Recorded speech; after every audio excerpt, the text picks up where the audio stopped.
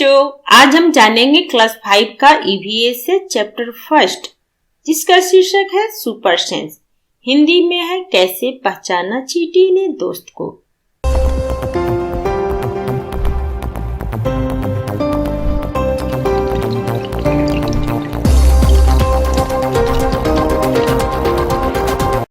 ऐसा इसलिए होता है कि जानवरों में भी देखने, सुनने, सूंघने और महसूस करने की शक्ति होती है।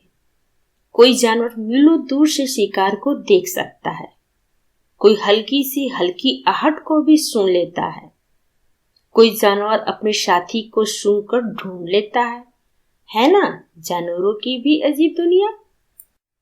बच्चों, इस पाठ की शुरुआत हम यहाँ से करेंगे। क्या आपके साथ कभी ऐसा हुआ है कि आप स्कूल के मैदान में बैठे खाना खा रहे हो और चील आकर फुर्ती से आपकी रोटी ले गई, या खाते समय आपसे कुछ मीठा जमीन पर गिर गया और कुछ ही पल वहां चींटियों का झुंड इकट्ठा हो गया, या फिर आप एक सोए हुए कुत्ते के पास से गुजरे और झट से उनके कान खड़े हो गए। बच्चों, ऐसा क्यों होता है, सोचकर बताइए। आगे है कैसे पहचाना साथी को, यानी जानवर अपने साथी को कैसे पहचानते हैं। एक चींटी अपने रास्ते चली जा रही थी। अचानक अपने सामने दूसरी टोली की चींटियों को देखकर वो झट से अपने बिल की तरफ वापस दौड़ी आई। बिल के बाहर पहरा दे रही चींटी ने उसे पहचान लिया और बिल में घुसने दिया। बच्चों, इससे प्रश्न बनता है कि इस चींटी को कैसे पता चला कि सामने वाली चींटियां दूसरी टोली की हैं? आंसर है, हर जानवर में एक विशेष तरह की गंध होती है, जिससे इस चींटी को पता चल गया कि सामने वाली चींटी दूसरी टोली की है।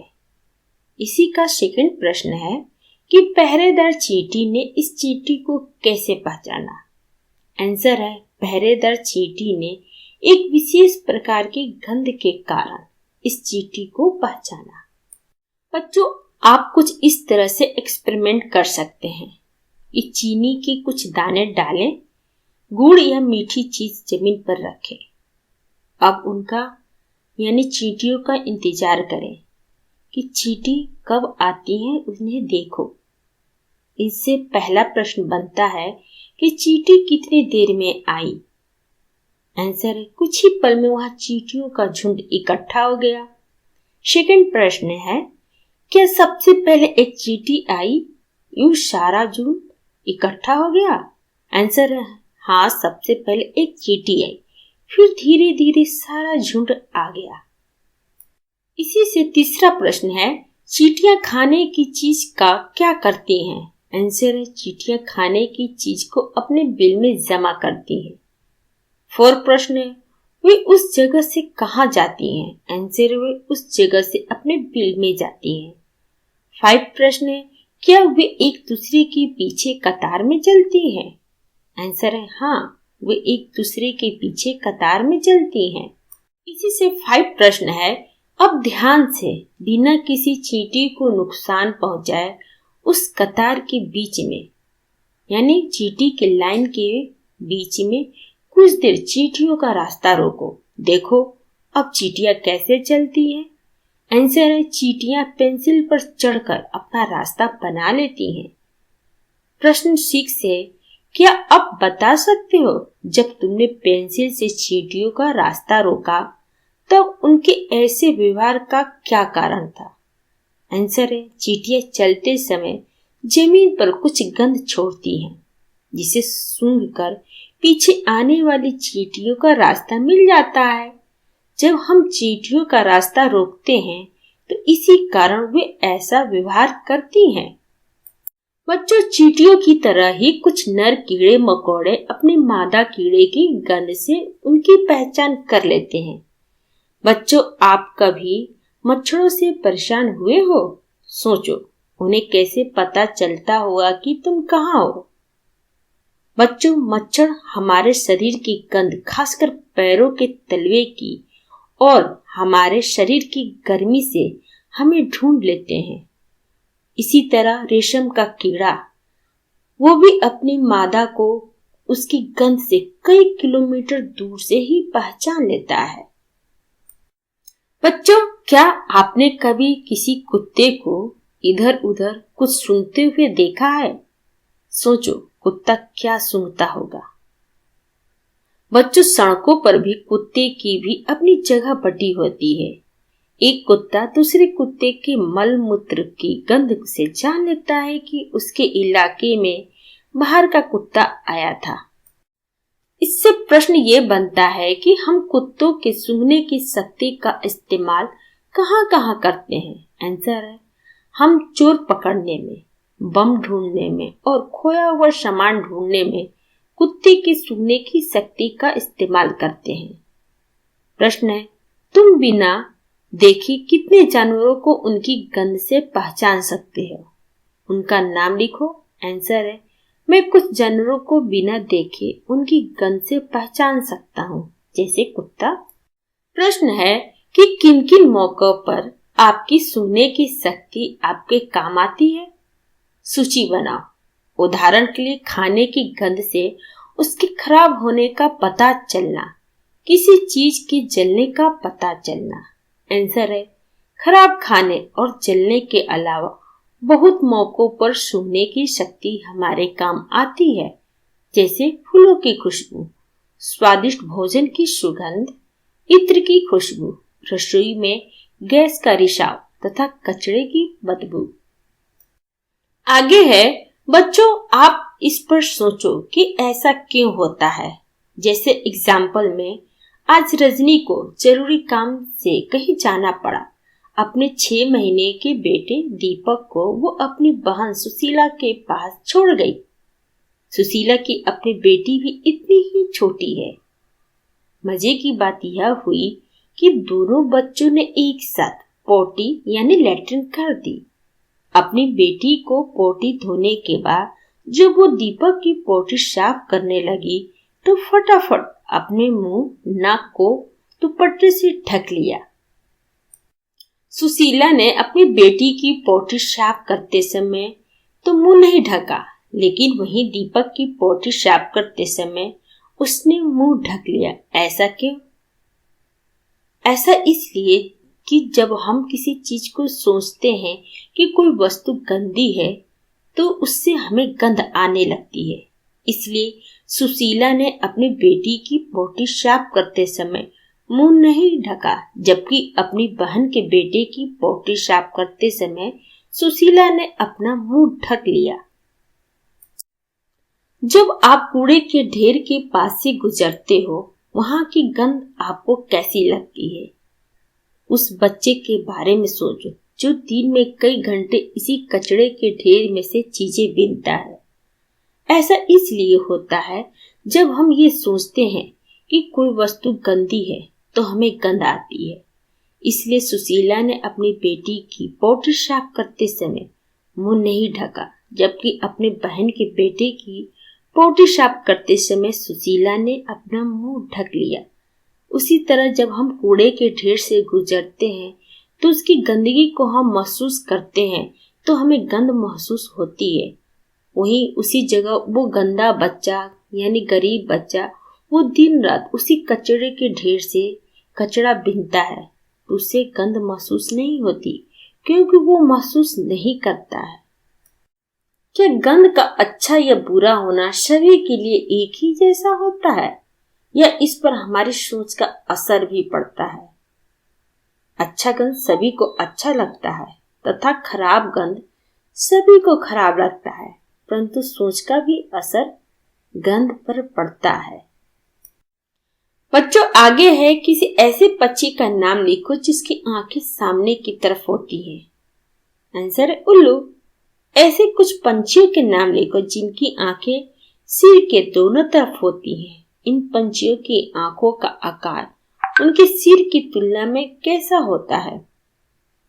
आंसर है कौवा, कबूतर, चील तथा गोरैया की आंखें सिर की दोनों तरफ होती हैं। उनकी आंखें सिर की तुलना में बहुत छोटी होती हैं। ज्यादातर पंछियों की आंखें उनके सिर के दोनों तरफ होती हैं। ये एक ही समय में दो अलग अलग चीजों पर नजर डाल लेते हैं। जब ये बिल्कुल सामने देखते हैं तब उनकी दोनों आंखों एक ही चीज पर होती है। आपने देखा होगा कई पंछी अपनी गर्दन बहुत ज्यादा हिलाते हैं। जानती हो क्यों? ज्यादातर पंछियों की आंखों की पुतली घूम नहीं सकती। वे अपनी गर्दन घुमाकर ही आसपास देखते हैं। बच्चों, आप भी कुछ एक्सपेरिमेंट करके अलग अलग तरीके से देखो। जैसे आप अपनी आंखें बंद करो या हाथ से ढको, उसी समय आपका दोस्त आपके बिल्कुल दाईं तरफ थोड़ी दूर पर खड़ा होकर कुछ एक्शन करे। तो क्या आप बिना गर्दन घुमाए अपने साथी के एक्शन को देख पाते हो? आंसर है, मैं बिना गर्दन घुमाए अपने साथी के एक्शन को नहीं देख पाता हूं। अगला है, अब दोनों आंखें खोलकर बिना गर्दन घुमाए दाईं तरफ खड़े साथी के एक्शन को देखो। आंसर है, बिना गर्दन घुमाए अपनी दोनों आंखों से मैं अपने दाईं तरफ खड़े दोस्त के एक्शन को देख सकता हूँ। आगे है, दोनों तरीके से देखने पर क्या अंतर पाया? आंसर, एक तरीके में मैं बिना गर्दन घुमाए साथी के एक्शन को नहीं देख पाता हूँ, जबकि दूसरे तरीके में बिना गर्दन घुमाए ही अपने साथी के एक्शन को देख पाता हूँ। अब आगे है कि आप गेंद या छोटा सिक्का उछाल कर पकड़ने का खेल खेलो। एक बार दोनों आंखें खोलकर और एक बार एक आंखें बंद करके। किस स्थिति में उसे पकड़ना आसान लगा कि एक आंखें बंद करके या दोनों आंखें खोल करके? आंसर है, दोनों आंखें खोलकर गेंद और सिक्का पकड़ना आसान लगा। सोचो, अगर पंछियों की तरह आपकी आंखें आपके कान की जगह होती तो कैसा होता? तुम ऐसे क्या क्या काम कर पाते हो जो अभी नहीं कर पाते हो?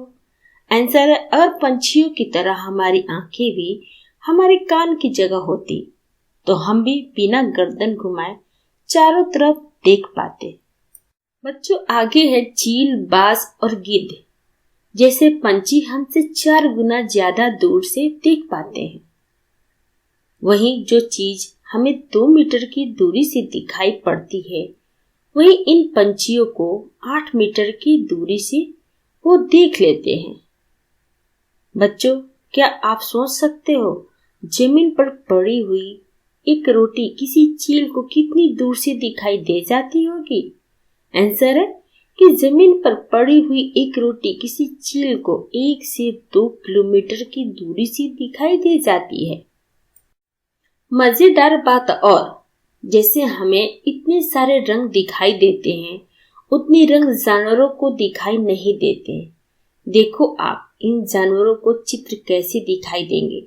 आप इन चित्रों के माध्यम से आप यहाँ पर समझ सकते हो। बच्चों, आम तौर पे माना जाता है कि दिन में जागने वाले जानवर कुछ रंग देख पाते हैं, वहीं रात में जागने वाले जानवर हर चीज को सफेद और काली ही देखते हैं। बच्चों, आप कुछ एक्सपेरिमेंट करके देखो। स्कूल में कोई शांत जगह ढूंढो। वहां एक बच्चा बाकी बच्चों से थोड़ी दूर खड़ा होकर धीरे से कुछ बोले। बाकी बच्चे उसे ध्यान से सुने। वहीं बच्चा फिर से उतनी ही धीरे बोले। इस बार बाकी बच्चे अपने कानों के पीछे हाथ रखकर सुने। किस बार आवाज ज्यादा साफ सुनाई दी? यानी पहली बार बिना हाथ रखे या दूसरी बार हाथ रखने पर? अपने साथियों से भी पता करो। आप अपने कानों पर हाथ रखकर कुछ बोलो, अपनी ही आवाज सुनाई देती है ना? आंसर, हाँ, मुझे अपनी ही आवाज सुनाई देती है। आप एक और एक्सपेरिमेंट करो। इस बार डेस्क को बजाओ। कैसी आवाज आती है? अब जैसे चित्र में दिखाया है वैसे ही डेस्क पर कान लगाओ। एक बार फिर अपने हाथ से डेस्क बजाओ। कैसी आवाज आती है? क्या दोनों आवाजों में कुछ अंतर है? सांप भी कुछ ऐसे ही सुन पाता है। उसके बाहरी कान नहीं होते हैं। जमीन पर वे कंपन को ही वो सुन पाता है। आंसर है, डेस्क बजाने पर टुक टुक की आवाज सुनाई देती है। आवाजें अलग अलग भी होती हैं। जैसे जंगल में ऊंचे पेड़ पर बैठा लंगूर पास आती मुसीबत, यानी जैसे शेर चीता पास आते देखकर एक ऐसी आवाज निकालकर अपने साथियों को संदेश देता है। इस काम के लिए पंछी भी खास आवाज निकालते हैं। कुछ पंछी अलग अलग खतरों के लिए अलग अलग आवाजें निकालते हैं। जैसे उड़कर आने वाले दुश्मन के लिए एक तरह की आवाज और जमीन पर चलकर आने वालों के लिए दूसरी तरह की आवाज चाहे किसी भी जानवर ने निकाली हो। एक ही इलाके में रहने वाले बाकी सभी जानवर इस चेतावनी भरी आवाज से सचेत हो जाते हैं। कुछ जानवर तूफान या भूकंप आने से कुछ समय पहले अजीब हरकतें करने लगते हैं। जो लोग जंगल में रहते हैं और जानवरों के इस व्यवहार को समझते हैं, वे जान लेते हैं कि भूकंप आने वाला है या कुछ अनहोनी होने वाली है। सन 2004 दिसंबर में आए सुनामी से कुछ समय पहले जानवरों के अजीब व्यवहार, उनके द्वारा दी गई चेतावनी भरी आवाजें को अंडमान की एक खास आदिवासी जाति समझ गई। उन्होंने वो इलाका खाली कर दिया। इस प्रकार इस जाति के लोग सुनामी की कहर से अपनी जान बचा पाए। डॉल्फिन भी अलग अलग तरह की आवाजें निकालती है और एक दूसरे से बातें करती है। वैज्ञानिक का यह मानना है कि कई जानवरों की अपनी पूरी भाषा है। यहाँ पे कुछ प्रश्न बनता है कि क्या आप कुछ जानवरों की आवाजें समझ सकते हो? किस किस की? सेकंड प्रश्न है, क्या कुछ जानवर आपकी भाषा को समझ सकते हैं? कौन कौन से? आंसर है, मैं किसी भी जानवर की आवाज नहीं समझ सकता हूँ। दूसरे का आंसर है, हाँ, केवल कुछ पालतू जानवर ही हमारी भाषा समझ सकते हैं, जैसे कुत्ता, बंदर, तोते। आप खेल एक मजेदार खेल। बच्चों, हम कुछ मजेदार खेल खेलते हैं यहाँ पे। जिस तरह पंछी हर अलग अलग बातें के लिए अलग अलग आवाजें निकालते हैं, उसी तरह आप भी अलग अलग बातों के लिए आवाजों की भाषा बना लो।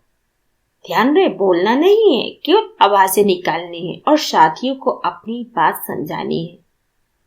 आप किन बातों के लिए चेतावनी संदेश भेजना चाहोगे?